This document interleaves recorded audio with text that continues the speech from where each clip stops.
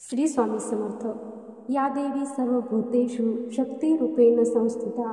नमस्तस्ये नमस्तस्ये नमस्तस्ये नमो नमः। जय महालक्ष्मी। चैत्र महिना आणि चैत्र महिन्याची सुरुवात चैत्र नवरात्रीने सुरू होते। गुढीपाडवा ते रामनवमी हा जो कालावधी असतो तो चैत्र नवरात्रीचा। तर या नवरात्रीच्या 8 ते 9 दिवसांमध्ये आपण आपल्या कुलदेवीची जी काही सेवा उपासना करतो त्याला म्हणतात कुलदेवीचा कुळाचार। प्रत्येकजण आपापल्या घराण्याच्या चालीरीतीनुसार किंवा परंपरेनुसार हा कुळाचार पार पाडत असतो। यामध्ये देवीची ओटी भरणे हा सुद्धा एक कुळाचाराचाच भाग आहे। आपण आपल्या घरामध्ये घट बसवत असू किंवा नसू तरी पण घरच्या घरी किंवा मंदिरात जाऊन आपण या काळामध्ये देवीची ओटी अवश्य भरावी, जेणेकरून आपल्या मनातील इच्छा कुलदेवी नक्कीच पूर्ण करते। आणि मुख्य म्हणजे आपल्या कुलदेवीचा आशीर्वाद आपल्या संपूर्ण कुटुंबावरती कायम राहतो। या व्हिडिओमध्ये मी तुम्हाला घरच्या घरी किंवा मंदिरात जाऊन आपण आपल्या कुलदेवीची ओटी नियमानुसार कशी भरावी याबद्दलची माहिती देणार आहे। कारण कुलदेवीची ओटी भरायची म्हटली की तुमचे बरेचसे बारीक सारीक प्रश्न यामध्ये येत असतात। त्यासाठी हा व्हिडिओ संपूर्ण पहा, जेणेकरून तुमच्या सर्व प्रश्नांची उत्तरं तुम्हाला इथेच मिळून जातील। व्हिडिओ पाहत असताना सर्वांनी कमेंटमध्ये जय मा दुर्गा लिहायला विसरू नका। चला तर व्हिडिओला सुरुवात करूया।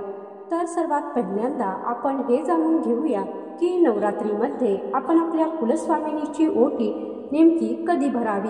बघा, पहिला नियम आपल्याला हे सांगतो की नवरात्रीमध्ये अगदी कोणत्याही दिवशी आपण कुलदेवीची ओटी भरली तरी पण चालते। म्हणजे काय, घटस्थापनेपासून रामनवमीपर्यंत जेव्हा तुमची इच्छा होईल, तुम्हाला वेळ असेल, त्यातला कोणताही एक दिवस तुम्ही निवडा आणि त्या दिवशी देवीची ओटी भरा। पण दुसरा नियम आपल्याला हे सांगतो की नवरात्रीमध्ये 7व्या माळेपासून पुढे देवीची ओटी भरावी। याचं कारण सुद्धा तसंच आहे। आपण गौराईची ओटी कधी भरतो? जेव्हा त्यांची पाठवणी करायची असते ती वेळ, तेव्हा किंवा आपल्या दररोजच्या जीवनात सुद्धा काही सणवार असेल किंवा काही ठराविक दिवस असतील तेव्हा आपल्या माहेरवाशिणी माहेरी जायला निघतात तेव्हा आपण त्यांची पाठवणी करण्याची जेव्हा वेळ येते किंवा अगदी एका दिवसापुरती कोणी जरी आपल्याकडे पाहुणे आले तर तिची आपण ओटी कधी भरतो किंवा तिला साडी चोळी कधी देतो, तर तिची पाठवणी करण्याची जेव्हा वेळ येते तेव्हा। आणि त्यामुळेच आपल्या कुलदेवीची ओटी सुद्धा आपण 7व्या माळेपासून पुढे भरावी, कारण तो असतो नवरात्रीचा उत्तरार्ध। भले आपली कुलस्वामिनी आपल्याला सोडून कधीच जात नाही, ती तर आपल्या घरामध्येच निवासस्थान करते, म्हणजे ती कायमस्वरूपी राहते। पण एक नियम आहे की नवरात्रीच्या काळामध्ये 9 दिवसांसाठी देवी आपल्याकडे येते असं म्हणतात। तिचं अस्तित्व किंवा तिच्या लहरी ह्या आपल्या घरामध्ये वावरत असतात। यावर्षी 8 दिवसाचं नवरात्र आहे आणि नवरात्री जी आहे तिची समाप्ती रामनवमीच्या दिवशी होणार आहे। म्हणजेच काय, याचा अर्थ काय होतो की देवीच्या नवरात्रीमध्ये जे काही दैवी तत्व असतं ते जास्त प्रमाणात सक्रिय असतं आणि त्यामुळे जेव्हा नवरात्राचा उत्तरार्ध होण्याची वेळ येते, सांगत्या करण्याची वेळ येते, तेव्हा आपण 7वी माळ 8वी माळ किंवा 9वी माळ, पण यावर्षी 9वी माळ नाहीये किंवा नवरात्री ही 8च दिवसाची आहे, कारण दुसरी आणि तिसरी माळ एकाच दिवशी आली आहे। त्यामुळे 7व्या किंवा 8व्या माळेला किंवा कोणत्याही एका दिवशी तुम्ही देवीची ओटी भरू शकता। अगदी तुम्हाला रामनवमी दिवशी देवीची ओटी भरायची असेल तरी सुद्धा तुम्ही ती भरू शकता। तर देवीच्या ओटीच्या साहित्यामध्ये व देवीची ओटी कशी भरावी ही संपूर्ण माहिती आता आपण जाणून घेऊया। तर ओटी भरण्यासाठी साहित्य काय काय लागतं ते प्रथम जाणून घेऊया। एक साडी किंवा फक्त ब्लाऊज पीस, तसेच शृंगाराचे साहित्य घ्यायचे आहे, दक्षिणा घ्यायच्या आहेत, एक पाण्याचा नारळ घ्यायचा, त्याला शेंडी असावी, बदाम, हळकुंड, सुपारी, मुठभर म्हणजे वाटीभर तांदूळ, एक फळ, खाण्याचा विडा, हळदी कुंकू, हिरव्या किंवा लाल 5 किंवा 7 बांगड्या, खारीक खोबऱ्याचा तुकडा, गजरा किंवा देवीला वाहण्यासाठी हार फुले, हे सर्व साहित्य आपल्याला ओटी भरताना साडीवरती ब्लाऊज पीस किंवा त्या ब्लाऊज पीसावरती आपल्याला ठेवायचं आहे। आता ओटी कशी भरायची, तर सर्वप्रथम तुम्हाला एक ताट घ्यायचं आहे। ताटामध्ये तुम्हाला एक साडी ठेवायची। ठीक आहे, शक्यतो देवीच्या ओटीमध्ये नऊवारी साडी ठेवली जाते, तर ती साडी आहे ती थोडीशी उघडून ठेवायची आहे आणि देवीला ही जी आपण साडी अर्पण करतो आहे ती सुती किंवा रेशमी असावी, कारण या धाग्यांमध्ये सुती आणि रेशमी धाग्यांमध्ये देवतांकडून येणाऱ्या सात्विक लहरी ग्रहण करण्याची, धरून ठेवण्याची क्षमता जी आहे ती इतर धाग्यांपेक्षा इतर धाग्यांच्या तुलनेमध्ये जास्त असते आणि म्हणून ओटीतील साडी नऊवारी आणि रेशमी किंवा सुती असावी, काठपदराची असावी। तर या गोष्टी साडी घेण्यासाठी आपण लक्षात ठेवायचं। आणि तुम्ही जर खण देत आहे म्हणजे ब्लाऊज पीस देत आहे तर ब्लाऊज पीस पण शक्यतो अशा पद्धतीचाच असावा, जसं रेशमी सूत किंवा थोडासा काठ असलेला। यानंतर दुसरी गोष्ट म्हणजे सहावारी साडीपेक्षा नऊवारी साडी का अर्पण केली जाते, कारण नऊवारी साडीला 9 वार असतात, 9 स्तर असतात। हे देवीचे कार्य करणारी 9 रूपं आहेत, तर ते दर्शवत असतात आणि म्हणूनच नऊवारी साडी अर्पण करण्याचा तितकंच जास्त महत्त्व आहे। यानंतर दुसरी गोष्ट, साडीचा रंग जो आहे तो काळा किंवा डार्क निळा अगदी असा नसावा। तुम्ही शक्यतो ओटीमध्ये बघा लाल, केसरी, पिवळा, हिरवा, जांभळा, गुलाबी अशा रंगाची साडी जी आहे ती तुम्ही निवडू शकता। तर एका ताटामध्ये आपल्याला अशी साडी घ्यायची आहे आणि ती ठेवायची आहे। त्यानंतर आपल्याला खण ठेवायचा आहे आणि त्यानंतर संपूर्ण पाण्याने भरलेला एक नारळ ठेवायचा आहे। त्यानंतर सुपारी, हळकुंड, बदाम, खारीक या गोष्टी तुम्हाला त्या ब्लाऊज पिसावरती ठेवायच्या आहेत। 1 रुपयाचं नाणं किंवा 21 रुपयाचं तुमची इच्छा असेल त्या पद्धतीने तुम्ही दक्षिणा ठेवायची आहे। तसेच हिरवे किंवा लाल बांगड्या, त्यानंतर गजरा, त्यानंतर घरचे थोडेसे तांदूळ किंवा गहू, शृंगाराचे दागिने जेवढे तुम्हाला ठेवता येतील तेवढे म्हणजे 11, 21 या पटीने तुम्ही ठेवायचे आहे। मणी, मंगळसूत्र, जोडवे, कानातली, टिकली, बांगड्या, मेहंदी कोण अशा गोष्टी ज्या आहेत त्या आपण शृंगाराच्या म्हणतो, तर त्याही तुम्ही ठेवू शकता। तर अशा प्रकारे तुम्ही ताटामध्ये या सर्व गोष्टी ठेवायच्या आहेत। आणि ओटी अर्पण करताना नारळाची शेंडी आहे ती देवाकडे असली पाहिजे। त्यानंतर ओटीमध्ये विडासुद्धा ठेवला जातो। विडा म्हणजे बघा, जे आपण पान खातो, ज्या पानाचा विडा बनवला जातो देवीला अर्पण करायचा असतो त्याला तांबूल असं सुद्धा म्हणतात। तर हा जो विडा आहे तो तुम्हाला देवीचे मंदिर असतं तिथं सुद्धा सहजासहजी मिळून जाईल। यासोबत बघा तुम्ही एक फळ पण ठेवू शकता, केळी, सफरचंद या गोष्टी ठेवायच्या आहेत। हे संपूर्ण ताट अशा प्रकारे तयार झाल्यानंतर त्या ताटाला तुम्हाला हळदी, कुंकू, अक्षता अर्पण करायच्या आहेत। आणि हे ताट आहे म्हणजे ही जी ओटी आहे ही पहिली आपल्या छातीला स्पर्श करायची आहे आणि मग त्यानंतर देवीच्या पायाजवळ आपल्याला ती अर्पण करायची आहे। देवीकडून चैतन्य मिळावे मनामध्ये तुम्ही देवीला अगदी मनापासून प्रार्थना करा की हे देवी आई ग, मी तुला ही ओटी माझ्या यथाशक्तीने अर्पण करत आहे। आणि त्यानंतर तुमची जी काही इच्छा असेल ती तुम्हाला सांगायची आहे, किंवा नेहमी इच्छाच असावी असं काही नाही, तर तुम्ही मनापासून ओटी जी आहे देवीला अर्पण करू शकता। माझ्या घरामध्ये सुखशांती भरभराट नांदू दे, काही चूक भूल माझ्याकडून झाली असेल तर देवी आई मला माफ कर, कारण आपण माणूस आहे, कधी ना कधी काही ना काही चूक होऊन जाते। तर अगदी साध्या सोप्या पद्धतीने तुम्ही ही ओटी भरायची आहे। तुम्ही तुमच्या कुलदेवीची ओटी घरच्या घरी सुद्धा भरू शकता। जर तुम्ही मंदिरात ओटी अर्पण केली तर आपण त्या मंदिरात जिथे अर्पण करतो त्या बदल्यात आपल्याला एक प्रसाद मिळतो किंवा देवीचा हार मिळत असतो, तर ते आपण घरी येऊन देवाऱ्यामध्ये ठेवू शकतो। पण समजा तुम्ही घरी ओटी भरली तर त्या वस्तूंचं काय करायचं, तर ओटीतल्या ज्या काही शृंगाराची दागिने, साड्या वगैरे असतील त्या आपण किंवा आपल्या घरातल्या महिला वापरू शकतात, त्या आपण वापरायच्या आहेत। खायच्या गोष्टी घरातल्या सगळ्यांनी प्रसाद म्हणून खायच्या आहेत। दक्षिणा जी आहे ती वापरू नका। तुम्ही एखाद्या जवळपासच्या मंदिर असेल तर तेथील दानपेटीमध्ये दान करू शकता। सगळ्या वापरायच्या वस्तू ज्या आहेत त्या तुम्ही स्वतः वापरू शकता, पण देवीला अर्पण केलेल्या वस्तू मासिक पाळीमध्ये आपण अजिबात वापरू नये, ही गोष्ट मात्र लक्षात ठेवा। आणि ओटीच्या हिरव्या बांगड्या लहान असतील तर त्या आपण तुळशीला देखील घालू शकतो। आता आपण ओटीच्या साहित्याचे काही नियम जाणून घेऊयात।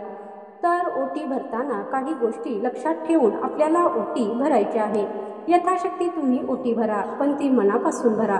कोणी सोन्या चांदीचे दागिने देतं, कोणी महागडं अगदी 20-20 हजाराच्या साड्या देतं, कोणी सोन्याचं मुकुट देतं, चांदीचं काही देत असेल आणि देवीला दान करत असतं. मग आपणही एवढं मोठं देवीला दिल्याने देवी आपल्याला पावणार आहे असं काही नाही. मी छोटासा ब्लाऊज पीस किंवा खणा नारळाने ओटी भरली म्हणून देव माझ्यावर पावणार नाही असं काही नाही. आपण देवीला मनापासून केलेली भक्ती जी आहे ती जास्त प्रिय असते. मनापासून कुठलीही गोष्ट केली की देवी आपल्या हाकेला नेहमीच धावून येते. म्हणून यथाशक्ती तुम्ही ओटी भरायची आहे. दुसरा नियम असा की ज्यांना या प्रकारातली साडी किंवा वस्त्र घेणं शक्य नाही त्यांनी नव्या कोऱ्या ब्लाऊज पिसाने किंवा तुम्हाला माहीत असेल की देवीला लाल रंगाची चमकदार ओढणी ज्याला चुनरी असे म्हणतात ती सुद्धा अर्पण केली तरी सुद्धा चालते. त्याचबरोबर तुम्हाला नारळ उपलब्ध झाला नाही तर त्याला पर्याय म्हणून घरातील एखादी खोबऱ्याची वाटी, एखादं फळ किंवा सुपारी वापरली तरी सुद्धा चालते. ओटीमध्ये लिंबूही ठेवतात. नंबर 4, काही कारणांमुळे चैत्र नवरात्रीमध्ये देवीची ओटी भरायला जमलं नाही तर तुम्ही जोपर्यंत चैत्र महिना चालू आहे तोपर्यंत फक्त चैत्र अमावस्येचा दिवस सोडून इतर कोणत्याही दिवशी देवीची ओटी भरू शकता. जसे की चैत्र पौर्णिमा असेल, चैत्र महिन्यातील अष्टमी असेल, चैत्र महिन्यातला एखादा मंगळवार, शुक्रवार असेल तर या दिवशी तुम्हाला देवीची ओटी भरता येईल. देवीची ओटी भरणं हा आपल्या कुलदेवीच्या कुळाचाराचाच एक भाग आहे आणि कुलदेवीचा कुळाचार प्रत्येक घराण्याने पार पाडला पाहिजे. त्यामुळे या महिन्यामध्ये सुद्धा तुम्ही कुलदेवीची ओटी भरायला विसरू नका. तुम्ही कुलदेवीची ओटी तुमच्या घरी सुद्धा भरू शकता. नंबर 5, आपल्याला 1 वाटी धान्य लागतं. त्यामध्ये प्रामुख्याने तांदळाचा समावेश करावा. न तुटलेले अख्खे तांदूळ तुम्हाला यासाठी घ्यायचे आहेत. तांदूळच का घेतलं जातं तर तांदूळ हे पूर्ण अन्न मानलं जातं. म्हणून ओटी भरण्यासाठी साधारणतः बरेच जण असंही विचारतात की देवीच्या पूजेमध्ये तांदळाचा वापर जास्त का होतो. तर पौराणिक कथा आहे किंवा आपलं जे काही शास्त्र आहे त्यामध्ये असं वर्णन केलं आहे की पृथ्वीवर तयार झालेल्या सगळ्यात पहिलं धान्य म्हणजे तांदूळ आणि तांदूळ या धान्याकडे एक प्रकारचे शांतीचे प्रतीक म्हणून बघितलं जातं. त्याचा पांढरा रंग शांततेचे प्रतीक म्हणून सुद्धा देवीची ओटी भरण्याची प्रथा असे. तसेच लग्नाच्या अक्षता असतील किंवा देवपूजेमध्ये किंवा प्रत्येक कोणत्याही पूजेमध्ये तांदळाचा वापर हा जास्तीत जास्त केला जातो. साधारणतः तुमच्या दोन्ही हाताच्या उंजळीमध्ये मावेल एवढे धान्य तुम्ही ओटी भरण्यासाठी वापरू शकता. तुम्हाला यापेक्षा जास्त घ्यायचे असेल तरी सुद्धा चालेल. नंबर 6, एखादा गोड पदार्थ, त्यामध्ये खडीसाखर, मिठाई हे तुम्ही घेतलं तरी सुद्धा चालेल. एखादं फळ आपण ठेवतोच. देवीला आवडणारा रजगुणी पानांचा विडा तुम्हाला घ्यायचा आहे. पण पानांचा विडा घेताना सुद्धा त्यामध्ये तुपारी किंवा तंबाखू नसली पाहिजे हे तुम्ही पाहून घ्यायचं आहे. तांबूल किंवा पानाच्या विड्यामध्ये शक्यतो बडीशेप असेल किंवा मग गुलकंद लावलेला असेल अशा पद्धतीने किंवा मोकळाच तुम्ही पानाचा विडा देवीला अर्पण करू शकता. त्याचबरोबर 9 वाण म्हणून तुम्ही खारीक, सुपारी, बदाम, हळकुंड आणि छोटा खोबऱ्याचा तुकडा ठेवणार आहात. तर हळकुंड ठेवताना ते लेकूर वाळच असावं. म्हणजे काय, त्याला फाटे फुटलेले असतात असे हळकुंड घ्यायचं आहे. तर अशा पद्धतीने हळकुंड आपल्याला घ्यायचं आहे. कारण वंशवृद्धीचं प्रतीक म्हणून पूजा साहित्यामध्ये हळकुंडाचा समावेश होतो. त्यामुळे फाटा न फुटलेलं हळकुंड किंवा तुटले फुटलेलं हळकुंड कधीच पूजेमध्ये किंवा ओटी भरण्यासाठी म्हणून वापरायचं नाही. प्रत्येक भागामध्ये ओटीचे साहित्य थोड्याफार फरकाने वेगळं मिळत असेल तर तुम्ही तुमच्याकडे जशी पद्धत असेल त्यानुसार ओटीचं साहित्य घ्यायचं आहे. ओटी भरताना सर्वप्रथम स्वतःला हळदी कुंकू लावून घ्या. त्यानंतर आपल्या कुलदेवीला, कुलदेवतेच्या फोटोला किंवा टाकाला तुम्ही प्रथम हळदी कुंकू लावा. त्यानंतर ओटीच्या साहित्यामध्ये आपण देवीसाठी घेतलेली फुलं, फुलांचा हार, गजरा, वेणी देवीला अर्पण करायची. मात्र देवघरामध्ये देवीचे रूप असेल तर ते आपल्याकडून हलता कामा नये. यानंतर काय करायचं की पाण्याने एक चौकोन काढायचा. म्हणजे आपल्या बोटांना थोडंसं पाणी लावायचं आणि त्याने चौकोन काढून घ्यायचा. जो आपण नैवेद्य ठेवण्याच्या वेळेस सुद्धा काढत असतो. त्याच्यावर आपल्याला शिध्याचं ताट ठेवायचं आहे. शिधा म्हणजे काय तर हा शिधा देवीची ओटी भरताना अवश्य अर्पण केला पाहिजे. त्याशिवाय देवीची ओटी ही अपूर्ण मानली जाते. शिधामध्ये गव्हाचे पीठ, हरभऱ्याच्या डाळीचे पीठ किंवा बेसन पीठ किंवा त्याऐवजी तुम्ही हरभऱ्याची डाळ घेऊ शकता. 2-3 लाल सुक्या मिरच्या, मीठ, गूळ, तेल, साधारण नैवेद्य तयार झाला पाहिजे इतक्या प्रमाणामध्ये आपल्याला हे सगळं साहित्य घ्यायचं असतं। तर हा कोरडा शिधा ठेवण्याचे 2 कारणं आहेत। पहिलं कारण म्हणजे आपल्या घरामध्ये पीठ, मीठ, डाळ, तेल हे जास्त प्रमाणात आपण घेऊन ठेवतो आणि मधल्या काळामध्ये आपल्या घरातील महिलांना मासिक धर्म आलेला असतो किंवा भावकीतील कोणी वारलेलं असतं तर सुतक सुद्धा असतं। पण हे संपल्यानंतर म्हणजे महिलांचा मासिक धर्म 4 दिवसानंतर संपल्यानंतर किंवा सुतक संपल्यानंतर आपण हे सगळं साहित्य बदलतो का? तर नाही, आपण तेच वापरतो। कारण एवढं सगळं आपण फेकून दिलं तर सगळं नवीन आणलं तर आपलं घर कसं चालणार? म्हणजे एक प्रकारे आपल्याकडून अन्नाची नासाडी होईल। त्यामुळं असं म्हणतात की कोरड्या शिधेला कधीच सुतक किंवा विटाळ नसतो। त्यामुळे आपण देवीला हा शिधा ठेवावा। किंवा दुसरं कारण हे आहे, जेव्हा आपण खरोखरच देवीच्या मूळ पीठावर जातो, ते मूळ शक्तिपीठ असेल किंवा देवीचं मंदिर असेल तर ते आपल्या घरापासून खूप लांब असेल, दूर अंतरावर असेल तर काय होतं, साहजिकच आपल्याला तिथे पोहोचण्यासाठी जास्त वेळ लागतो। मग समजा आपण घरून काही अन्नपदार्थ देवीला ठेवण्यासाठी म्हणून घेऊन गेलो तर ते पदार्थ तिथे जाईपर्यंत खराब सुद्धा होऊ शकतात। त्यामुळे हा कोरडा शिधा ठेवण्याची पद्धत आहे, जेणेकरून समजा आपण देवीच्या मूळ शक्तिपीठावर गेलो तर तिथे हा कोरडा शिधा तेथील पुजाऱ्यांना किंवा देवीच्या इथे अर्पण केला तर तेथे पुजारी लोक वेगवेगळे करून घेतात आणि ज्यावेळी देवीला नैवेद्य दाखवायचा असतो तेव्हा तो शिधा ते वापरत असतात। अशा प्रकारे आपल्या घरातील कोरड्या शिध्याचा नैवेद्य सुद्धा देवीला दाखवला जातो। किंवा मग देवीसमोर आपण ओटी भरून झाल्यानंतर तो शिधा तेथील पुजारी अन्नछत्रामध्ये असेल किंवा बघा मंदिरामध्ये आपल्याला जेवण सुद्धा करता येतं अशी सोय असते तर तिथल्या किचनमध्ये सुद्धा हा शिधा नेऊन देऊ शकतो। म्हणजे प्रत्येक मंदिरातील जशी सोय असेल तशी आपण त्या पद्धतीने शिधा देऊ शकतो। मला यातून तुम्हाला एवढंच सांगायचं आहे की तुम्ही घरी ओटी भरा किंवा मंदिरात जाऊन ओटी भरा, पण तुम्हाला त्यामध्ये शिधा हा आवश्यक ठेवायचा आहे। आता घरचा ओटीतील जो शिधा असेल तो पुन्हा आपण अन्नपदार्थांमध्ये टाकून बनवू शकतो। हा शिधा तुम्ही ओटी भरल्यावरही देऊ शकता किंवा नंतरही तुम्ही मंदिरात दान देऊ शकता। आता सुरुवातीला एक पद्धत ओटी भरण्याची मी सांगितली आहे। दुसरी एक पद्धत म्हणजे ओटीमध्ये आपण एक धान्य ठेवलेलं असतं, ते म्हणजे तांदूळ। तर तांदूळ एखाद्या परातीत किंवा ताटामध्ये ओतायचं, जेणेकरून ओंजळीमध्ये आपल्याला ते घ्यायला व्यवस्थित येईल। वाटीभर किंवा पसाभर तांदूळ म्हणजे खूप जास्तही नसतात, जेवढ्या वेळेस ते ओंजळीत घेता येतील तेवढ्या वेळेस घ्यायचं। शक्यतो 3दा किंवा 5दा करून ते देवीसमोर न्यायचे, पुन्हा ताटामध्ये टाकायचं, देवीसमोर न्यायचं, पुन्हा ताटामध्ये टाकायचं आणि त्यावेळेस देवीचा जय जयकार करायचा, जसे की बोला अंबाबाईचा उद उद, अशा पद्धतीने तुम्ही देवीचा जय जयकार करायचा आहे। आणि ते तांदूळ पहिल्यांदा ओटीच्या स्वरूपात तुम्ही देवीसमोर न्यायचे आणि पुन्हा खाली ताटामध्ये ठेवायचं। बाकी जे साहित्य असतं ते एक एक सगळं देवीसमोर न्या आणि पुन्हा खाली ठेवा। असं करण्यापेक्षा तुम्ही काय करायचं, एकदा धान्याने ओटी भरून झाली की सगळं साहित्य अशा भांड्यासह उचलायचं। म्हणजे तुम्ही ताटात ठेवलं असेल, परातीत ठेवलं असेल किंवा टोपलीत ठेवलं असेल तर ती आहे तशी टोपली परात जी आहे उचलायची, देवासमोर न्यायची आणि आपल्या छातीला लावून ती देवीसमोर आपल्याला न्यायची असते आणि पुन्हा खाली ठेवायची असते। आता ही सगळी ओटी तुम्ही 3दा 5दा करून देवीसमोर न्या, पुन्हा खाली ठेवा। अशा पद्धतीने करून देवीची संपूर्ण ओटी भरून घ्या।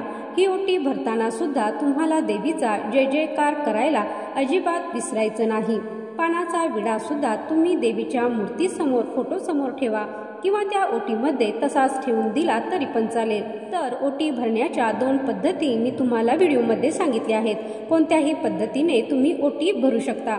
आता घरच्या घरी नवरात्रीमध्ये देवीची ओटी भरलेली असेल तर संपूर्ण दिवसभर आणि रात्रभर ही ओटी देवीच्या समोर तशीच राहू द्या आणि दुसऱ्या दिवशी सकाळी उचलून घेऊन मग तुम्ही ते साहित्य कशा पद्धतीनं वापरायचं ते ठरवू शकता।